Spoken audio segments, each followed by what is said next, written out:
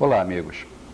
Com vocês, mais um programa Capital Mística da TV Capital de Florianópolis. Hoje, o nosso tema continua sendo o assunto OVNIs. Eu já tive a oportunidade de, sobre um determinado tema, fazer 1, 2, até 3 programas. Mas desde que eu comecei a apresentar o Capital Mística,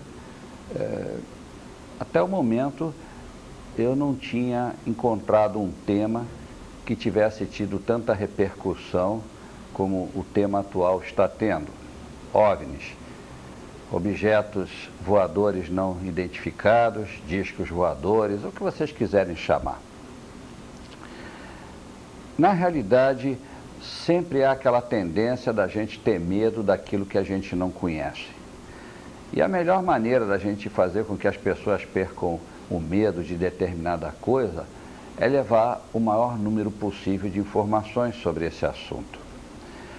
Eu tive a sorte de trazer para vocês um especialista no assunto, com fama, pasmem, internacional, e estou falando do meu particular amigo, Eustáquio André Patunas, que é conhecido como o Grego.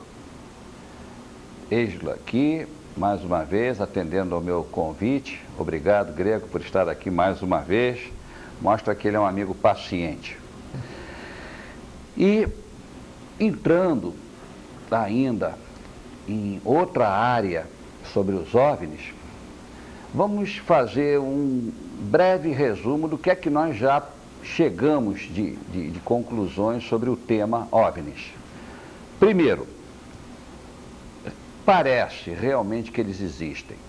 Por que parece que eles existem? Vejam bem, muitos governos de vários países já admitem abertamente que os UFOs são reais. Em segundo lugar, a impressionante documentação que há sobre o assunto. Fotografias, filmes, que inclusive alguns deles foram apresentados aqui nos 2 programas anteriores. Verdade?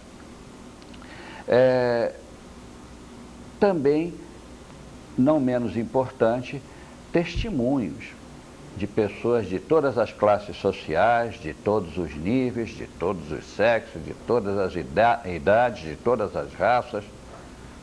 Também, esse testemunho também é válido. Agora, ficam algumas questões que nós deixamos para o último programa e que a inquestionável capacidade de informação do Grego vai tentar nos dar os subsídios que nós precisamos para termos uma ideia bem completa sobre esse fascinante assunto. Antes de eu começar a bombardear o meu amigo Grego com as perguntas, eu gostaria de dar algumas respostas sobre inúmeras questões que têm sido apresentadas por telefone, por e-mail e pessoalmente. Então, fazendo das perguntas de alguns as perguntas de todos, já vou dar as respostas. Em primeiro lugar, nós vamos colocar na tela do seu monitor o nome completo, os telefones e o endereço de e-mail do Grego, para quem quiser entrar em contato diretamente com ele, ter essa oportunidade. Já posso garantir de antemão que ele está totalmente aberto a perguntas e a convites. Em segundo lugar, quero mostrar novamente para vocês, porque disseram quais são mesmo os livros que o Grego escreveu. Então, aqui vão os livros. Em primeiro lugar, Memórias de um Kumara. Grego, de saída, dá uma explicaçãozinha rápida. O que é um Kumara aí para o pessoal saber? Olá, Dalmal. Kumaras foram os seres que vieram do planeta Vênus num passado muito remoto. É uma história muito interessante que vieram trazer o amor à Terra. Então vejam, amigos, os Kumaras, os venusianos. O segundo livro, Raças Extraterrestres. Tudo que você quis saber, mas nunca teve a quem perguntar. Então, aí está. Ok? O terceiro volume, Contatos Interestelares.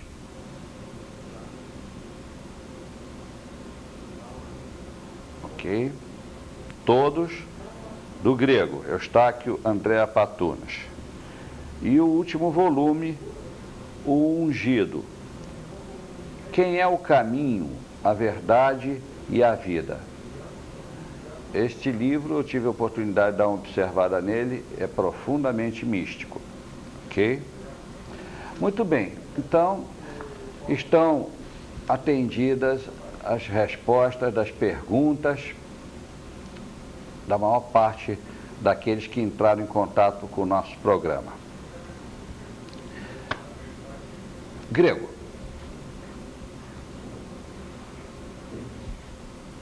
Primeira pergunta. Que existem OVNIs, que existem ETs, ok, isso você já teve a oportunidade de provar. Agora, a grande pergunta, e eu sou apenas o porta-voz de muita gente que me parou na rua, é o seguinte: ok, o que é que eles querem conosco? Bom, a pergunta é interessante. Ninguém até hoje, vamos dizer, os ETs não chegaram e deram uma entrevista em televisão, em rádio, se existia alguma coisa nesse sentido, é falso, não houve isso. Mas, de acordo com o meu estudo particular, dos colegas e tudo, nós chegamos a uma conclusão. Eles nos acompanham, vamos dizer, porque, na minha opinião, nós somos frutos de uma miscigenação cósmica. Nós não somos oriundos da Terra. A nossa essência não é oriunda da Terra. Nós nascemos aqui na Terra, mas nossa origem é algum outro lugar do universo. Portanto, eles têm muito interesse em acompanhar o nosso processo evolutivo. E eu creio que eu devo ter dito no programa anterior, um dos dois, se eu não disse, eu vou dizer agora, existem 3 tipos de seres ou raças ou objetivos que nos visitam, que eu concluo, essa é uma opinião pessoal minha.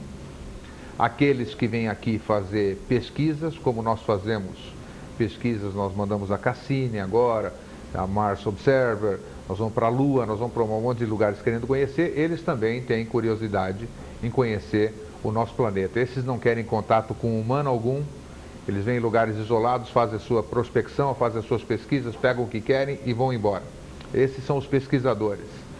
Nós temos um outro tipo de visitantes, que eles vêm aqui com intenções que acreditamos nós, em função da grande casuística, de um monte de relatos, de coisas documentadas, através de uma coisa que você conhece bem e domina, que é uma regressão hipnótica conduzida por profissionais, porque a gente sabe que até a regressão, se ela não for bem feita, se ela não for bem conduzida, ela induz, ao invés de tirar a informação, ela induz a pessoa até essa informação. Então nós temos muitos casos que comprovam que eles têm algum interesse em nossa constituição física. Alguns seriam esses o que eu chamaria de cientistas. Eles vêm, fazem exames da nossa pele, tiram óvulos das mulheres, extraem nosso sangue. Nos homens eles costumam retirar esperma. Para que não se sabe? Fala-se muito, conjectura-se muito em hibridização. Nós temos inúmeros exemplos disso, nós temos um grande especialista que já veio ao Brasil, pretendemos trazê-lo o ano que vem aqui também, o Dr. David Jacobs, reconhecido internacionalmente, ele tem um trabalho maravilhoso sobre os híbridos, que nos convence de que existe alguma coisa fazendo uma mistura hoje entre seres humanos e alienígenas, meio a meio. Por que? Não se tem ideia nenhuma, mas é importante ficar atento sobre isso. E os terceiros, vamos dizer, os terceiros tipos de seres que vêm nos visitar, o que muita gente até confunde, vamos dizer, são aqueles que vêm nos orientar no sentido... São os nossos instrutores. Eles vêm nos chamar a atenção sobre preservação ambiental, sobre mudança de consciência, chamar nossa atenção para mudança de conduta. E esses fazem isso através de instrumentos, que no Espiritismo chamam de médiums, na nossa linguagem, canalização. E assim vai, eles procuram manter esse contato através de porta-vozes para que passem isso. Muita gente diz, puxa, todo mundo fala a mesma coisa. Todo mundo fala a mesma coisa, todas as religiões, todas as crenças, todas as doutrinas, mas até hoje nós não aprendemos ainda. E eles vêm reforçar isso para a gente. Com certeza. Muito bem. Vamos para os nossos comerciais e já voltamos com mais informações sobre o assunto. Aguardem. Muito bem, vamos continuar. Então, Grego, pelo que eu entendi, existem 3 grandes grupos, né, de extraterrestres. Isso. E por um dos teus livros, que eu já dei, Raças Extraterrestres, existem por aqui muitas raças, mas esses 3 grupos, se você conseguiu no seu livro classificar tantas raças assim, é porque realmente já houve testemunhos pela descrição do biotipo de que são raças diferenciadas. Todas essas raças, que são mais de 3, se enquadram num desses 3 objetivos, é isso? Com certeza digo, pelo que nós já pesquisamos, pelo que nós levantamos, tudo leva a crer que eles vêm aqui com esses objetivos. Certo. E, por exemplo, indo para um caso específico de algo que nós já mostramos e recordando os telespectadores, os ETs mostrados como sendo Roswell, né, daqueles que foi feita a necrópsia deles, em 97, que foi apresentado com grande alarde no Fantástico da TV Globo, e que nós tivemos a oportunidade de dizer para vocês que, na realidade, aquela autópsia que foi mostrada pelo Fantástico não eram os ETs de Roswell. E explicamos por quê.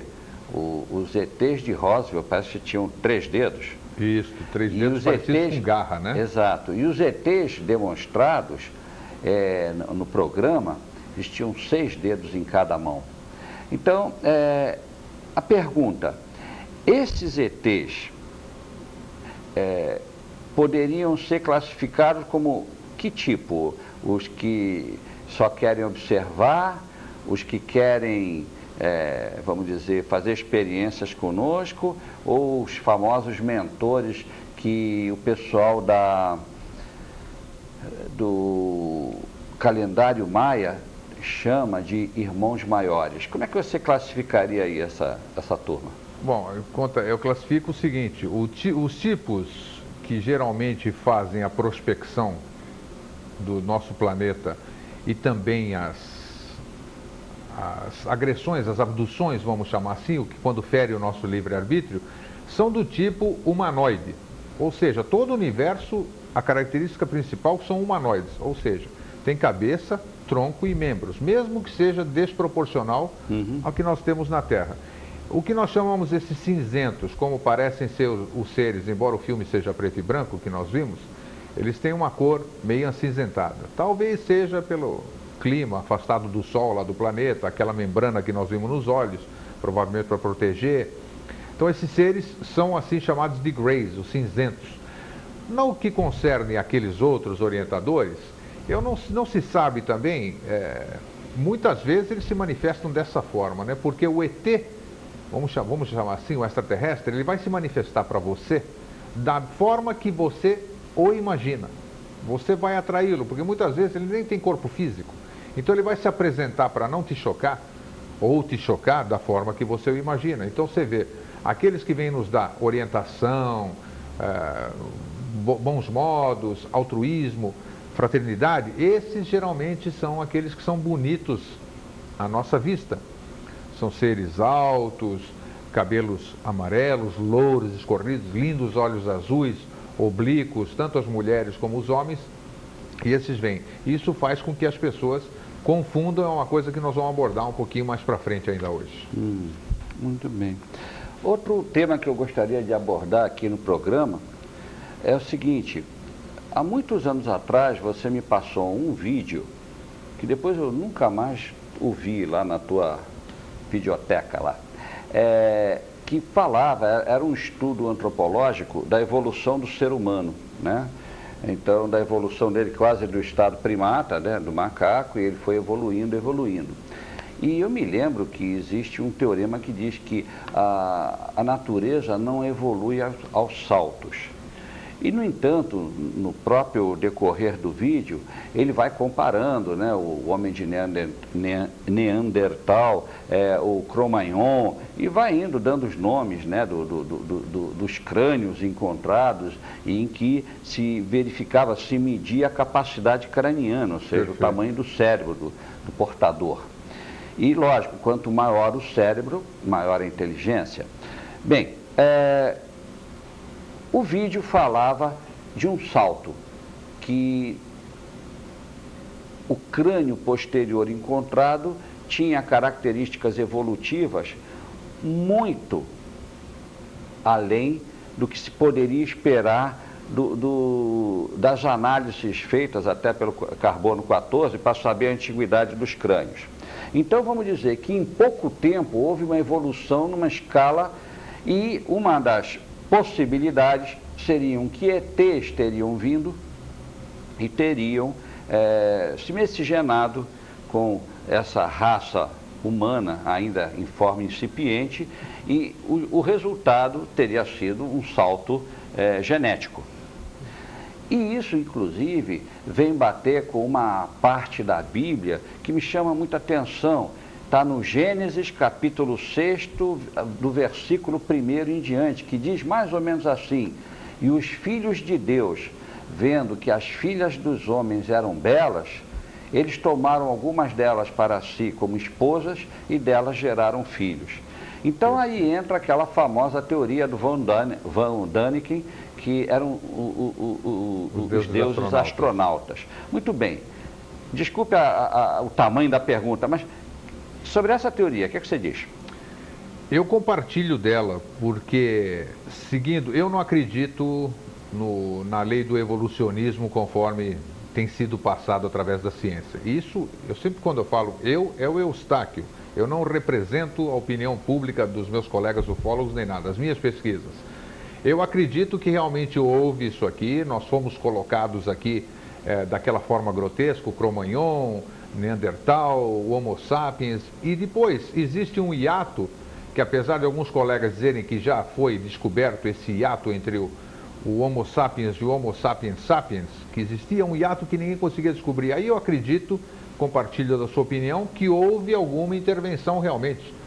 Alguém veio aqui, já viu que já tinha um tipo humano adequado para o planeta Terra, mais ou menos como queria, e só faltava aquele complemento que está registrado na passagem bíblica que você bem disse, que eles tomaram aqui como as nossas mulheres e daí cruzaram e vieram o que hoje seria o Homo sapiens sapiens. Eu acredito em miscigenação cósmica, como agora eu não acredito mais a hibridização é uma história. A nossa continuação, a nossa melhora agora em função de cruzamentos, eu não acredito mais. Porque nós já vamos entrar num outro assunto mais profundo, que seria que nós estamos passando para um outro plano dimensional, onde a matéria já não é tão densa. Então não é necessário mais eu aprimorar a matéria, e sim o espírito, a parte moral. Eu acho que ainda nós carecemos muito disso, mas nós estamos em busca disso. E esses orientadores que nos passam o que os colegas dizem, e os céticos também dizem, eles não passam novidade alguma, mas novidade, a verdade, as leis cósmicas não têm novidade, elas só precisam realmente ser relembradas. E é isso que fazem, vindo aqui, nos chamando a atenção sobre a nossa conduta, sobre meio ambiente e tudo, e parece que o ser humano está começando a captar, que nós estamos vendo hoje o meio ambiente sendo defendido, os órgãos, uma repressão maior contra isso que não existia anteriormente.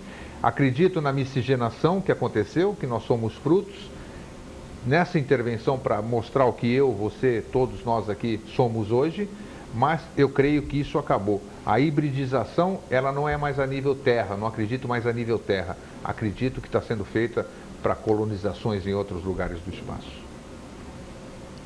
Realmente é um ponto de vista bem avançado. Dá o que pensar. Na realidade, também eu li uma vez um livro do Fernando Nunes Cleto Pereira, é esse o nome dele? Fernando Cleto Nunes Pereira. Como é o nome do livro mesmo? Ele tem diversos, né? A Bíblia e os Discos Voadores. A Bíblia e os Discos Voadores, sensacional. A Bíblia e os Discos Voadores. Até por coincidência, no outro dia eu estava no carro contigo lá, te dando uma carona e ele liga, né? Então, se vocês tiverem curiosidade, telespectadores, procurem esse livro, se não me engano, da Edições de Ouro, A Bíblia e os Discos Voadores, de Fernando Nunes Cleto Pereira. Ele traça um paralelo, né, muito próprio, ponto de vista dele. Não estou advogando o ponto de vista dele. Minha função aqui é de advogado do diabo, estou só levantando a lebre, como se diz.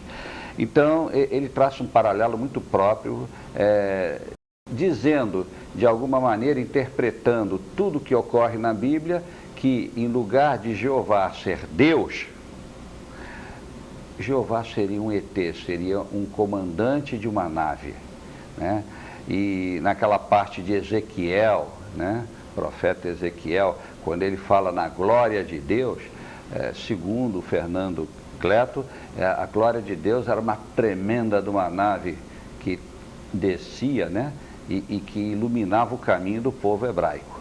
Então, é uma coisa aí... Você acredita na teoria do Fernando Cleto?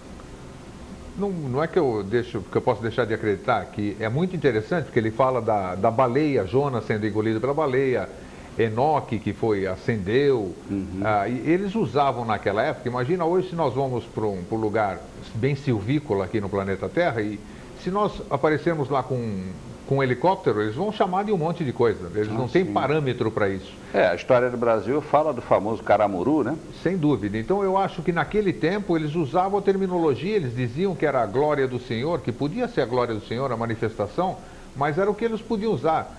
A carruagem de fogo, o que podia ser uma carruagem de fogo?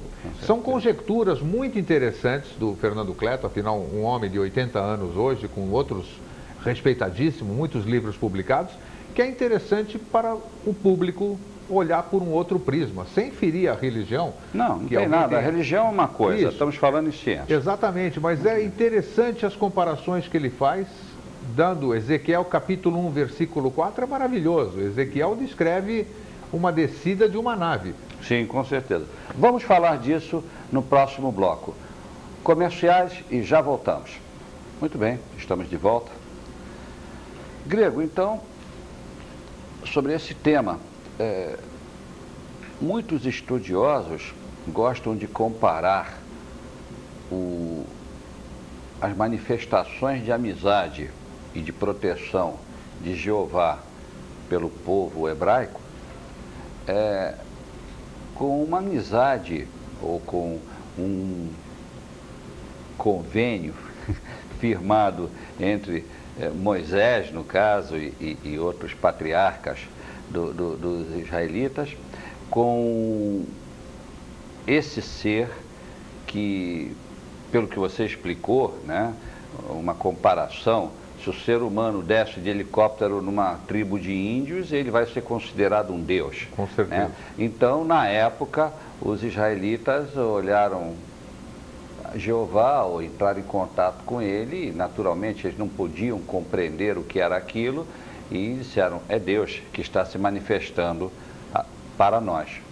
Então, essa teoria, ela tem um embasamento filosófico, mas fala um pouco mais sobre isso. Ezequiel, Jonas, né, a glória do Senhor, o processo da entrega da Arca da Aliança em Êxodos e também em Números, que são 2 dos livros da Bíblia, toda aquela passagem que a gente diz, mas meu Deus, por que tanta coisa? Jeová precisava disso tudo para ser. E hoje a física quântica está encontrando usos para a Arca da Aliança que são insuspeitados, tem a ver com a física quântica e tem a ver até, pasmem, com a teoria dos supercondutores. O que a ciência está dizendo sobre isso? Bom, a ciência, ela progride rapidamente em outros setores e lentamente em alguns. Eu acredito nesse aspecto, e sem ferir suscetibilidades de ninguém, o ser humano sempre precisou de alguma coisa visual, firme, tátil para se segurar. Isso não foge na antiguidade, como há 6.000 anos, o tempo dos Vedas, o tempo dos egípcios, sempre havia uma deidade, vamos dizer, que era seguida ou idolatrada. Nós tivemos o caso do Sol, Deus Hélios, né? E tantos outros que passaram. O importante, e nunca se questiona isso, não importa, e não nos importou jamais, depende do ponto de vista também, tem alguns cientistas radicais, e nós já somos, apesar de eu não ser cientista, eu já tenho uma mente mais aberta, mais holística. Eu vejo por uma série de prismas.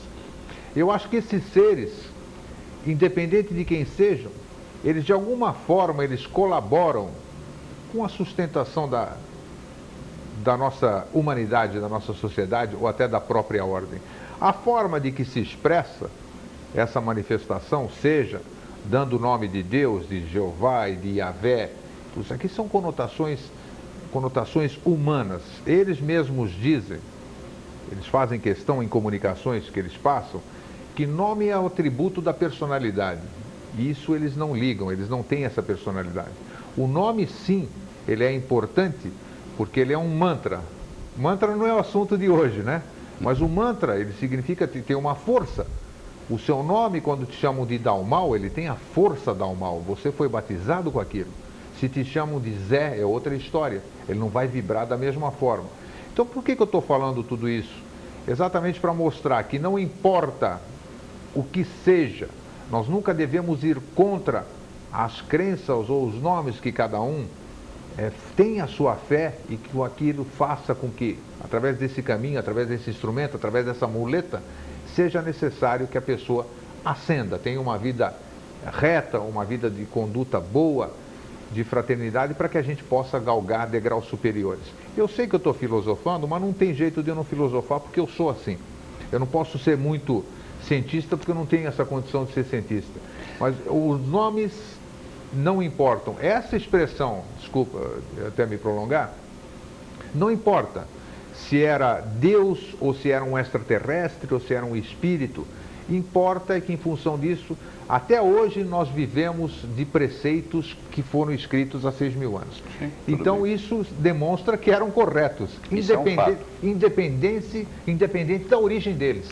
Seja de Deus, seja de um tripulante de disco voador, seja lá o que for. Isso é uma verdade, são pérolas que nós temos e que nós usamos até hoje. Bem, agora eu vou te encostar na parede. Opa! Cheque. Pelo que você estudou, que eu sei que não foi pouco, pelo que você sabe, que também eu sei que não é pouco, e pelo que você acredita, para você, objetivamente, Jeová era um Deus ou era um extraterrestre? Puxa vida, que bela encostada na parede. Viu? Sim. Os telespectadores com certeza têm curiosidade. E também vou confessar, eu também tenho curiosidade. Bom, então eu posso dizer, Eustáquio falando, não represento ninguém, Jeová, esse que está em um monte de escritos, era um extraterrestre. O que é um extraterrestre? Vamos frisar bem, para que as pessoas que sejam evangélicas, crentes, católicas, ortodoxas... que eles não se sintam ofendidas. Não se sintam ofendidas com isso. Não é esse o objetivo do programa e muito menos pessoal. Mas perfeito. Vamos lá. Extraterrestre é tudo aquilo que vem fora da Terra. Porque a gente fala extraterrestre, as pessoas já imaginam um cinzento de olho grande, cabeça grande, um feio para chuchu. Não é isso. Extraterrestre. Se eu estivesse em Marte, seriam extramarcianos. Então, esse que está aí, que foi documentado, não era Deus, como se chama. Porque Deus não é um ser humano, não é um homem, não é um velhinho sentado assim. Deus é algo que transcende a nossa capacidade de entendimento. Ele é uma energia. E essa energia não viria aqui através de tomar um corpo físico aqui na Terra para fazer isso. Então seriam emissários, vamos chamar assim, um emissário dessa força, dessa energia. Jeová era um ser superior que veio aqui na Terra nos orientar, como grandes avatares veio Cristo, veio Buda, veio Krishna, muitos outros que o precederam ou que mais para frente vieram. Então, numa pergunta encostado na parede? Esse Jeová era um extraterrestre? Sim, era um extraterrestre. Muito bem, ok. Só queria saber, perguntar não ofende, não? Não, claro. Muito bom. Bom, há um tema que merece também ser abordado dentro desse assunto OVNIs. É do meu conhecimento, e acredito que é do conhecimento de muitos telespectadores, que ao longo dos anos começaram a se formar seitas religiosas envolvendo o culto a esses extraterrestres. Pela última pergunta e pela última resposta dada, não é novidade. Se realmente Jeová, Yahvé, o que quer que qual seja a pronúncia correta do nome dele, era um extraterrestre, os hebreus, os antigos hebreus, endeusaram um extraterrestre. Tudo bem, errar é humano. Agora, o que eu não entendo é que hoje, já com todo esse conhecimento científico e já acostumados com a ideia de que os OVNIs e os ETs existem, não consigo captar, embora respeitando a crença de cada um, como é que pessoas, vamos dizer, bem informadas, se sentem inclinadas a adorar ETs? É isso que eu estou entendendo? Ou existe, os ETs seriam, entre aspas, os anjos do Senhor? Eu não sei, me explica isso porque eu não estou entendendo. Bom, o que nós chamamos, a sua pergunta se baseia exatamente nisso. Existe um grande problema, que é o problema da ufolatria. Latria, que vem do grego, adoração. Adoração é só ao Criador, a Deus. Não se deve adorar mais nada. O que está acontecendo hoje é exatamente isso. Não só hoje, como já temos da antiguidade muitas coisas, esta adoração por seres extraterrestres ou por seres ditos superiores, hierarquicamente a nós. Tem uma cena que eu gostaria de que não fosse esquecida aqui. Todo mundo deve ter assistido o filme Independence Day. Sim. E uma das cenas mais maravilhosas que me gravou, porque aquela nave, aqueles seres lá, não me chamaram a atenção. Eu sabia que era muito hollywoodiano, mas uma cena que retrata maravilhosamente bem o que está acontecendo e o que deveria acontecer realmente, foi aquela cena que todo aquele povo, aqueles fanáticos vão para cima do prédio quando aquela enorme nave vem aqui, e eles tudo, vamos ser salvos, né? E o que aconteceu? Se você lembra bem, a nave soltou um raio e todo mundo foi para outro plano. Quem sabe não é essa a salvação?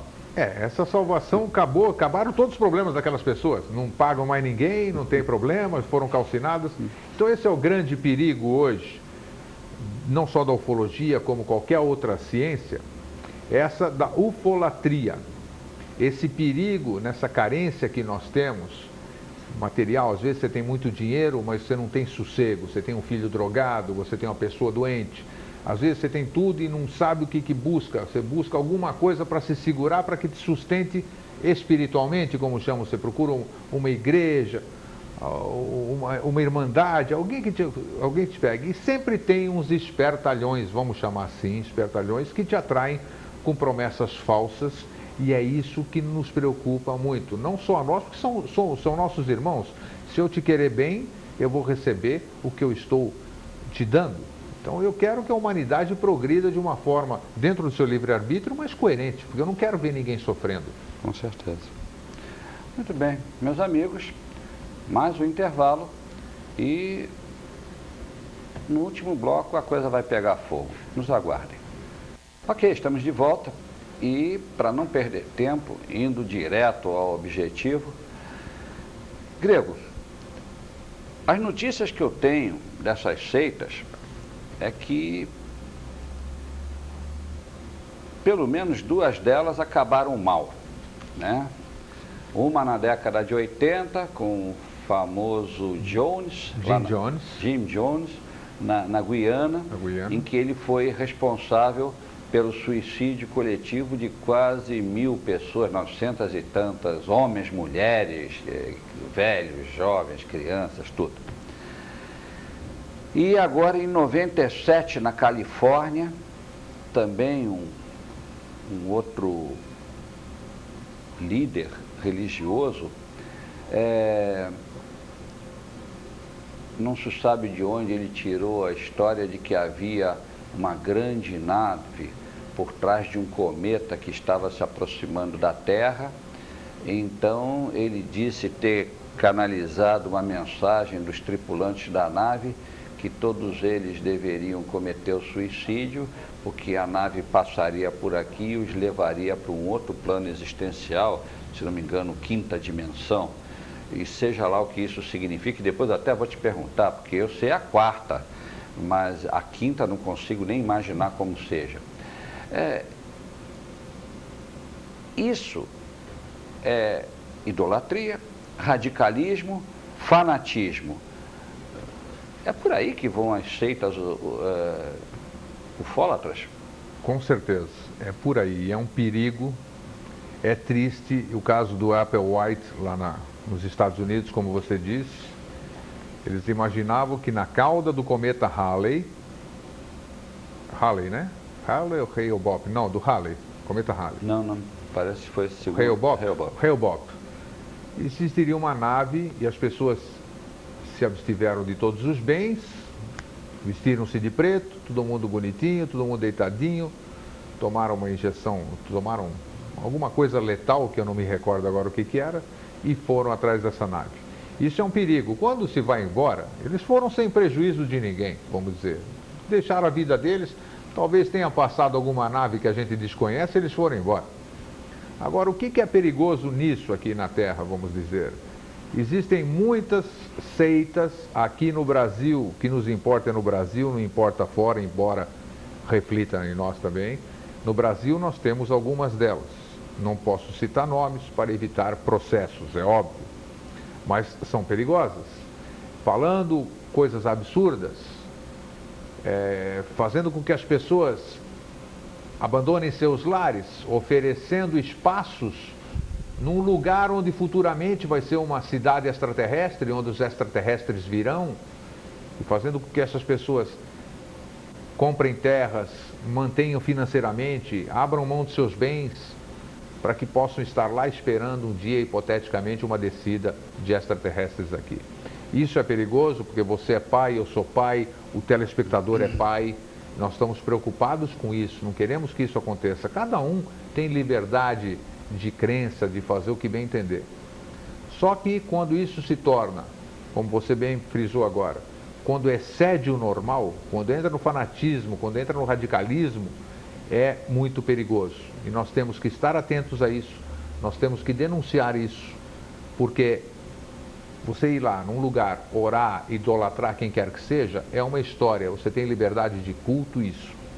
Agora, quando a partir daí você começa a cobrar e você vê que na verdade é enriquecimento do líder da seita, isso já deixa de ser uma coisa normal. Com certeza. É um perigo.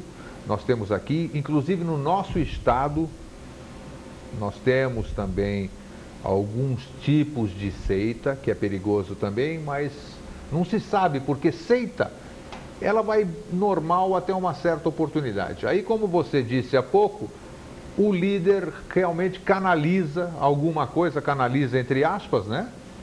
E os seguidores, naquela sua pureza, naquela confiança, naquela sua entrega, vão acreditar que ele é o emissário dos deuses. Isso é muito triste, muito perigoso, muito importante a gente estar atento a isso. Devemos denunciar, no mínimo para que alguém vá, se infiltre na seita e veja realmente quais são as intenções do líder ou o que se propaga, para podermos estar atentos. Infelizmente, não tenho visto repressão no Brasil a essas seitas que a maioria dos nossos colegas ufólogos conhece.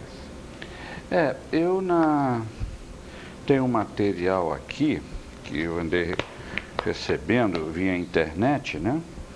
E é um estudo bem extenso sobre isso,